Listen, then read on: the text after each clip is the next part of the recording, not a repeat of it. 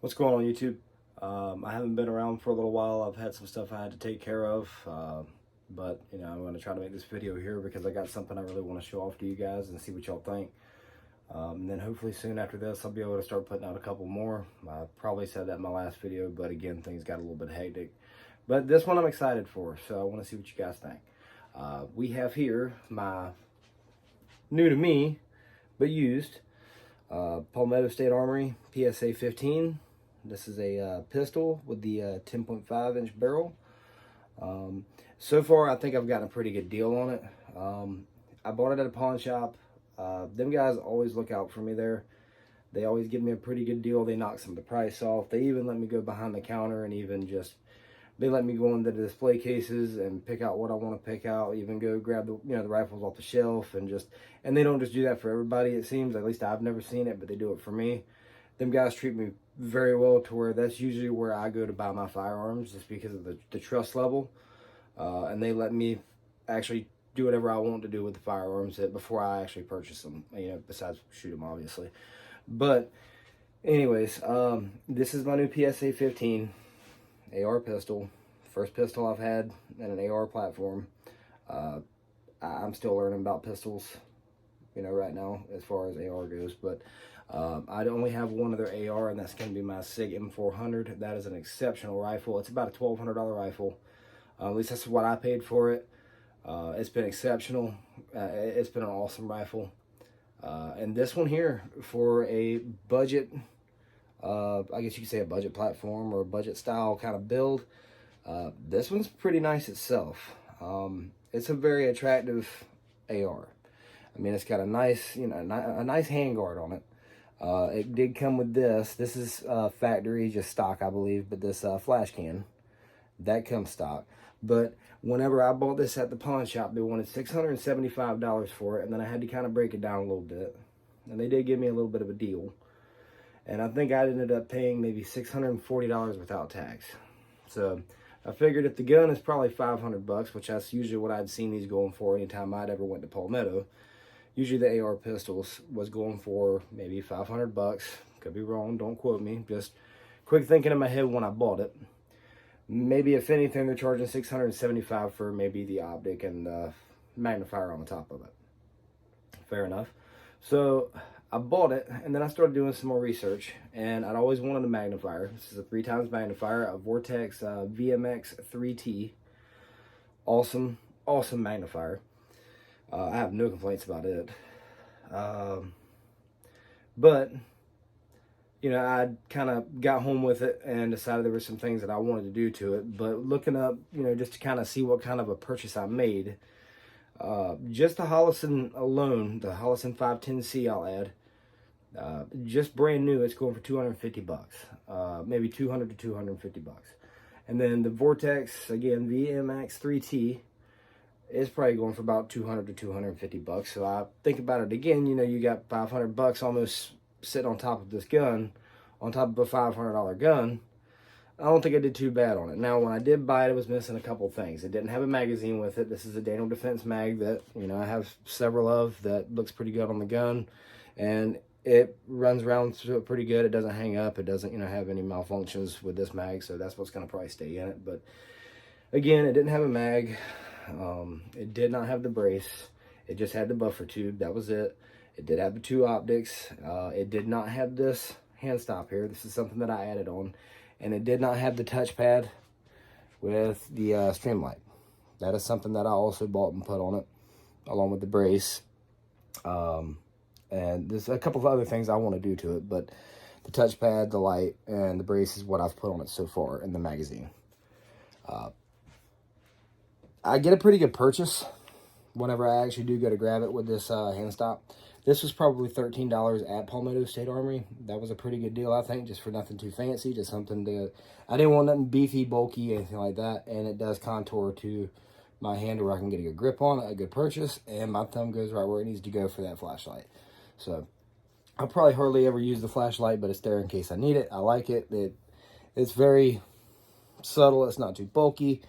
Yeah, I get a good purchase on it, and that's all I wanted. So therefore, you got 3 settings. Technically, I guess you could say 3 settings, but you get your regular touchpad. You just press it once. You get your solid straight beam. You hit it twice. You get your strobe. I'm not going to strobe you guys out. And then you've got another button right here that you can just have for a constant light. So I call it, you know, 3 settings, whatever you want to call it. This one is not rechargeable. This is going to be the Streamlight ProTac Rail Mount 2. I believe the next one they came out with afterwards was rechargeable. These are just regular batteries. I'm not really worried about having to change them. They'll probably last me almost forever anyways, just because, you know, I probably won't use the light all that much, but I did want a nice flashlight on it. I'm kind of picky. I like my flashlight to sit at about a 3 o'clock position, flush with the side of the gun. I know a lot of people like to have theirs kind of up here to the top a little bit offset. It did come with that option in there. This just screws on there, locks in. I like that. It's very user-friendly. You just need a little section of rail to go on it so it can actually attach. But it did come with a little bit of an offset if that's what you're into, to where it will raise the light up a little higher off the side of the gun, off the side of the barrel. Or handguard, my bad. But love the flashlight. Works great. Like I said, got the strobe, everything. The flash can comes stock on it. Not too much of an expert, but I believe that these are for the force to be pushed forward instead of, you know, like your regular flash suppressors and all that other stuff. Yeah, not an expert. What I would say I love more about the light is the touchpad is good, but let me see if I can try to show you guys a little bit better. Let me try to turn this around. If you see right there where my cable goes through that, that's actually where the touchpad mounts with these rubber pads. They mount to the top of the Picatinny rail on the top. And what I like about it the most is there is no zip ties, there is no tape, there is no double-sided tape, there's no, you know, wrap, whatever you got to do to attach this. It mounts on that rail like it's supposed to. And then it does have good cable management. It gives you a slot in the side of that for cable management. And to me, that was great, and it turned out amazing to me. This pistol is looking pretty good, and it performs pretty good. I thought maybe for a second I'd gotten a Geisley trigger in this thing, and I got really excited for that because I think last time I'd seen one at Palmetto. I think I'd priced them, it was maybe 200 bucks. Maybe a little bit cheaper than that. But I got excited. I thought I had a Geisley trigger, and this trigger looks like a Geisley, but I don't believe it is. I believe it's a very good aftermarket. It's not a Geisley though. It looks kind of like one, maybe. Maybe you guys know better. But I don't believe it is a Geisley. But it is a pretty crisp trigger. Now, this gun is clear. I checked it probably 3 or 4 times before I started recording this video. But I'm going to let you guys hear the trigger. And I dig this trigger a lot. The brace is extendable. You've seen that. But anyways, we're going to do this real quick. So, going to charge it, and then we're going to go. There's pretty much no wall to that, and a nice clean break. So I'm going to hold the trigger, and I'm going to reset it. Okay, and then here's our reset. And a nice reset. One more time. You can watch my finger. There's no wall. There's hardly any wall. And then reset. And then again, here we go with, and I'm going to use the edge of my finger, not even my full finger like I would probably do. I'm just going to use the tip of my finger and just try to get a pull and show you how easy this trigger is. Boom. And reset. And then a nice crisp reset. Okay. So another thing I'm going to change about this gun is probably going to be the charging handle. I'm not a big fan of these mil-spec charging handles. I want an ambi one to where I can get a better pull from either way, left hand or right hand. Thinking about a radiant charging handle. Definitely what I want to go with. I mean, it looks okay, but I mean, you see them on everything that you buy straight out the store. So that's going to be going here soon, and I'll probably get me another ambidextrous charging handle. But again, this is the rifle so far. Pistol. See, I'm not used to it. So this is the pistol so far. I'll show you guys. I probably can't really show you the magnifier too well, but you can flip it to the side. You just push your little button here, push it in. It flips and locks over, nice and firm to the side. And from what I've researched on these is you can, if you don't want it to flip to the right hand side, you can swap it around and it will flip over to the left hand side, whatever your personal preference is. I like it flipped to the right.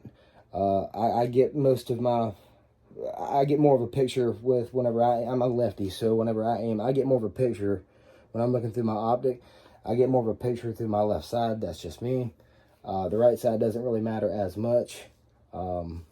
Just looking through it, just trying to kind of gauge it. So anyways, I'm gonna flip that back and just show you. It's got a nice lock to it. So we're gonna go back, and then I want to show you this optic real quick. This is the Hollison 510C, and I do need to put a battery in it because it had a dead battery when I bought it. But something else I'm gonna tell you that's pretty cool about these. See if I can show you this optic. I hope I can. Kind of tricky here.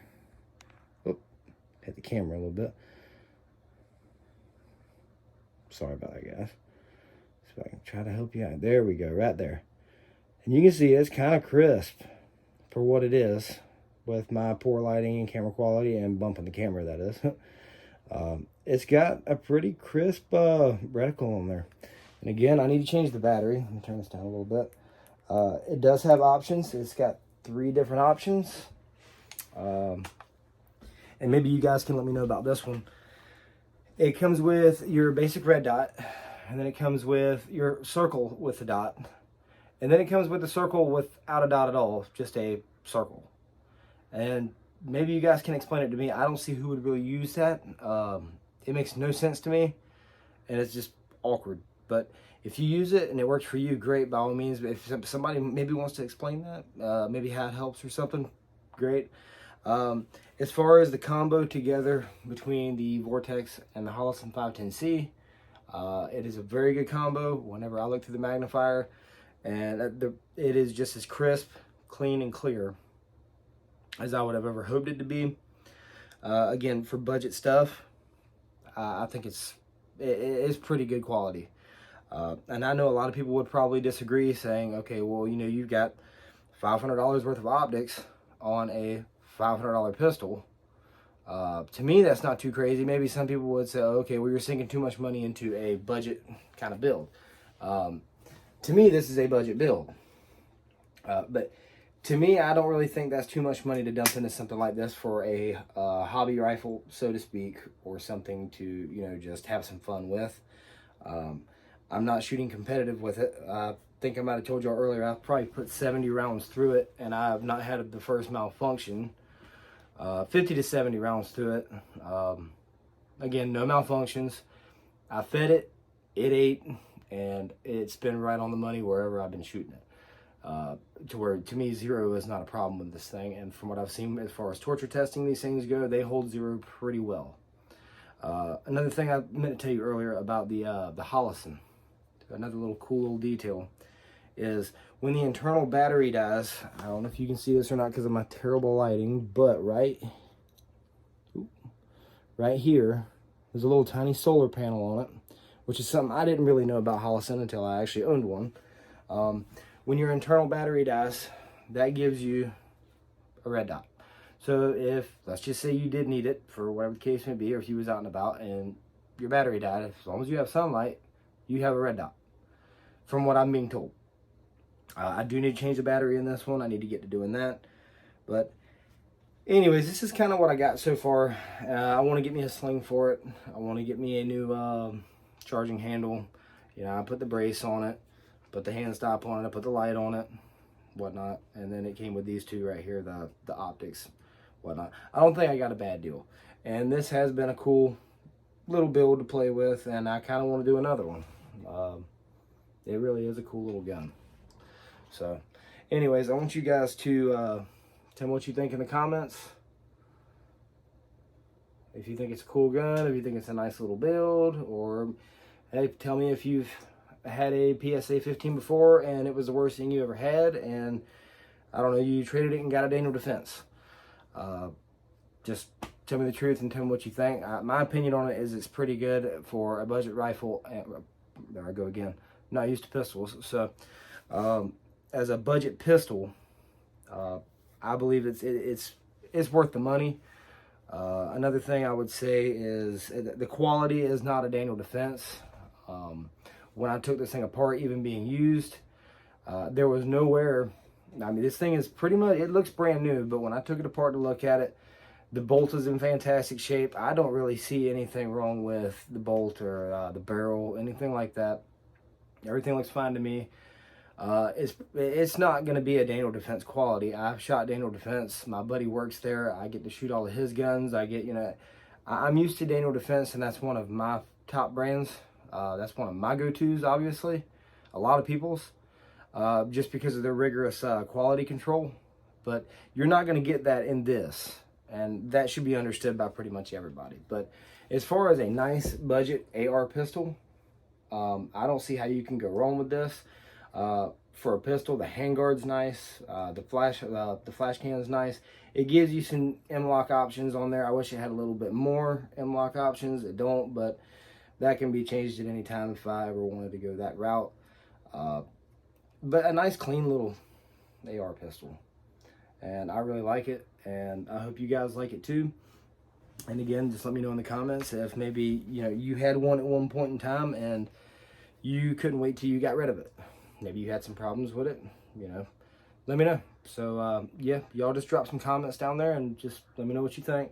And then do me a favor, like, comment, and subscribe. And then I'm going to try to make another video here soon if you guys like this one of my SIG M400. I've been meaning to do that video for quite some time.